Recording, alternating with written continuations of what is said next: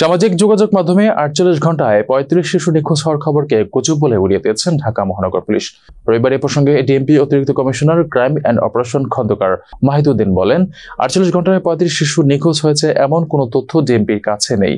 এই তথ্য সঠিক নয়। তিনি বলেন, ৪ থেকে ৬ মে পর্যন্ত ৭২ ঘন্টায় শিশু নিখোঁজের ঘটনায় বিভিন্ন থানায় ৩৩টি জিডি করা হয়।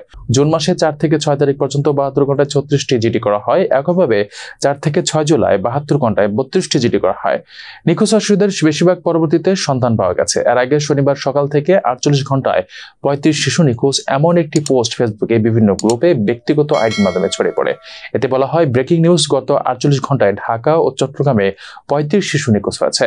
ফেসবুকে এসব পোস্ট দেখে আতঙ্কিত হয়ে পড়েন অনেক অভিভাবক। ডিএমপির জানায়, তদন্তে দেখা গেছে একের পর এক শিশু নিখোঁজ হওয়ার অভিযোগ ভিত্তিহীন। নিখোঁজ হিসেবে যাদের পোস্ট করা হয়েছিল তাদের অনেককে পরে পাওয়া গেছে।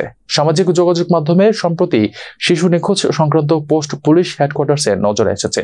শিশু নিখোঁজ সংক্রান্ত এ ধরনের পোস্ট নিছক গুজব। এ ধরনের গুজবে বিভ্রান্ত বা আতঙ্কিত না হওয়ার জন্য পুলিশ হেডকোয়ার্টার্স সকলের প্রতি অনুরোধ জানাচ্ছে।